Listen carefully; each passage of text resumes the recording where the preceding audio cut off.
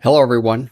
I'm Jay, and I wanted to say something before you got a chance to look at these three videos in the last interview. Last year, around September timeframe, I had the good fortune to sit down with Brian at his home in Florence. And prior to that, I had known that he had been sick. And when he publicly announced his condition to come and see him, I dropped what I was doing and grabbed a ticket to Massachusetts, where we spent a good deal of a day, very memorable day. And part of that, we walked around downtown Florence. We caught up on things that we hadn't talked about in 30, 40 years. And some of that I wanted to share with you. So without further ado, here's the last interview with Brian McCullough. So I'm here with Brian.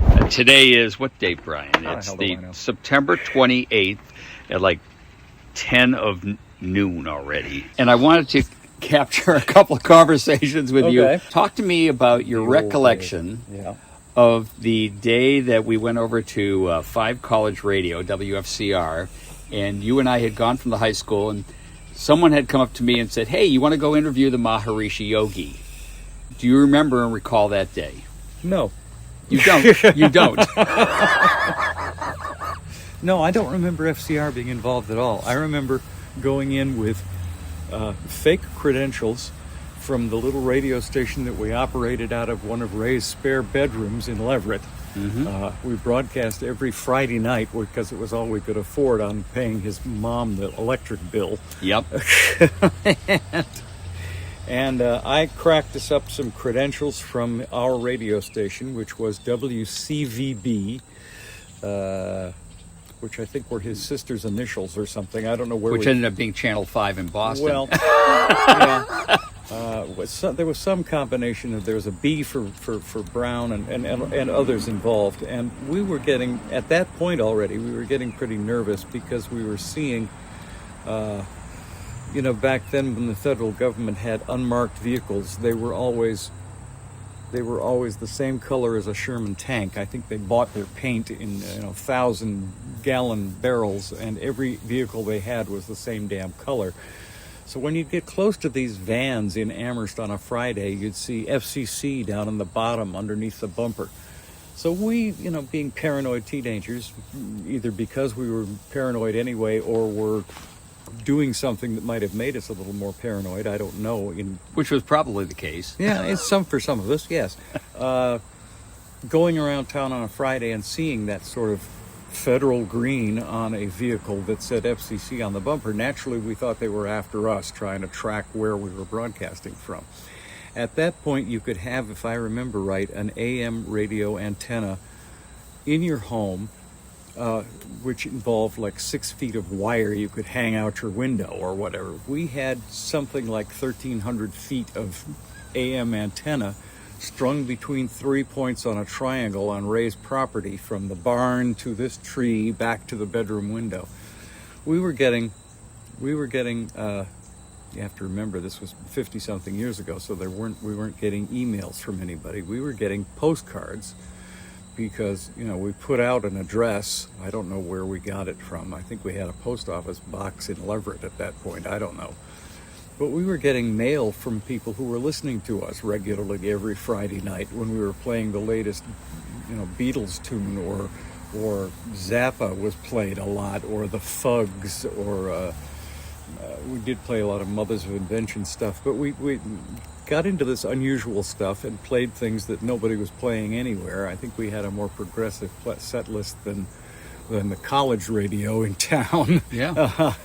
But we were getting postcards from all these bizarre places, and come to find out, I didn't know at the time, Ray was broadcasting AM and FM, and then putting it on a monitor in the next room with a microphone in front of the monitor and broadcasting through that onto AM, FM, shortwave. I think it was shortwave. We were doing shortwave because we had postcards a couple of times from like London where they were listening. I remember that he opened up the phone line, and it was his house. Yes. Oh, sure.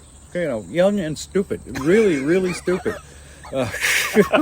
But yeah, we had a good time for like 2 hours every Friday evening was all we could afford to be on. And people were coming back to be there for those 2 hours. And the phone rang. Yeah. It did ring. Of course it did. And we'd or somebody would grab it downstairs and come to the foot of the stairs and say, "Ray, it's for you guys," this kind of thing. Yeah. It's such innocent times. Some listener in Cleveland had us tuned in and wanted to say hi or something. It was just bizarre. But I put together some credentials from WCVB and called up the press office that was coming in ahead of the Maharishi. I mean, the Maharishi, the one who guided the Beatles, was doing a thing at UMass for a week or 2 weeks, I don't know. And they had this press event, and it turned out that the three people on the opposite side of the press table were you and I and some guy from the Holyoke Transcript newspaper. And that was the press event for that day. So was the... Do you remember how many people were in there and how we got in there? A ton of them. The Maharishi was sitting up on his pillow with flowers all around him and pictures on the wall behind him of his guides and all this sort of thing. And we're sitting at a table, 25 feet from him, slightly below him, while he was elevated above and ahead of us. And behind us were like 1,500 of his followers and acolytes sitting in the rows of chairs behind us. And it was rather nerve-wracking to sit there with your back to this entire mob and ask completely ignorant questions of this guy. I asked something about the religions of the world and how he felt about them and who was the closest to his philosophy and this sort of thing. And he said, "All religion is beautiful." And I said, okay, fine, we're getting answers. And the Holyoke Transcript guy was a little older and far more hippie-oriented than, say, you or I certainly were. We could pass as normal.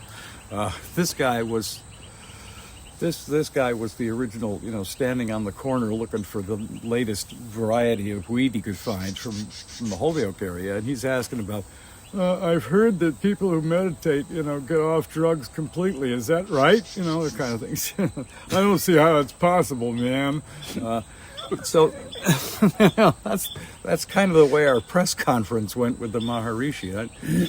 And you'd ask a question, and then like 1,500 voices behind you would go, like we didn't know anything. Well, we knew we didn't know anything. We didn't realize that they knew we didn't know anything either. It was an interesting experience, to say the least. That whole event, what I remember vividly is we went into the cage. Yep. And we went into... I remember that as a slightly different story. Oh, well, you and I have different memories of things. I've listened to you over the years recount stories, and then I'll sit back and say, I don't know where the hell he was or who he was with, because I don't remember it that way. And I feel the same way.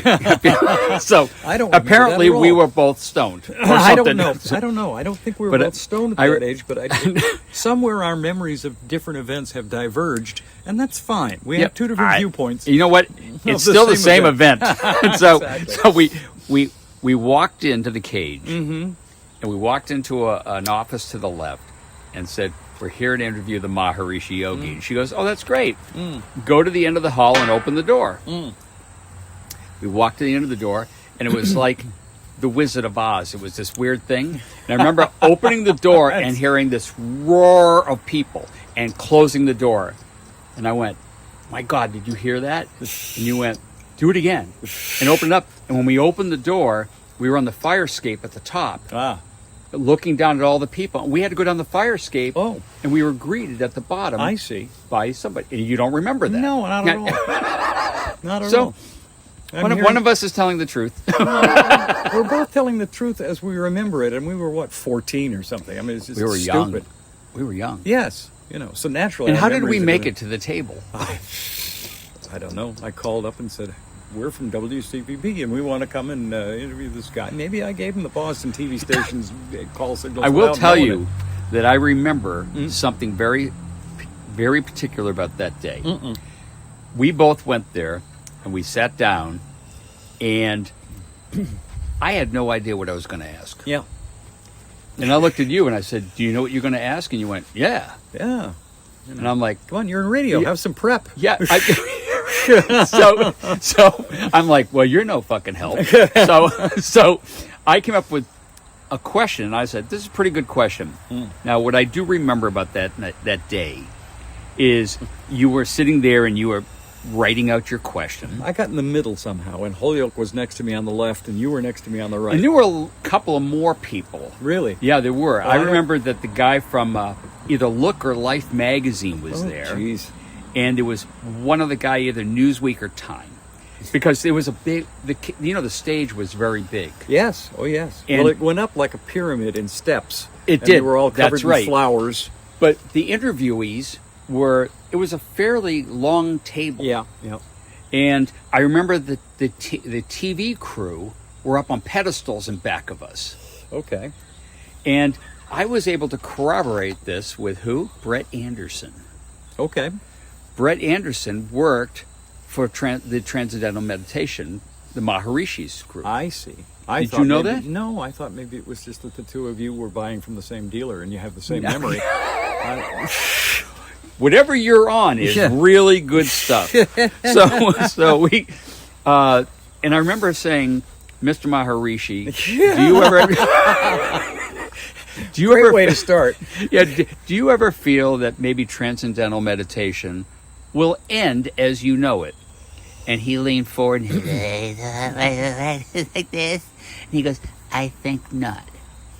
And that was it. Mm-hmm.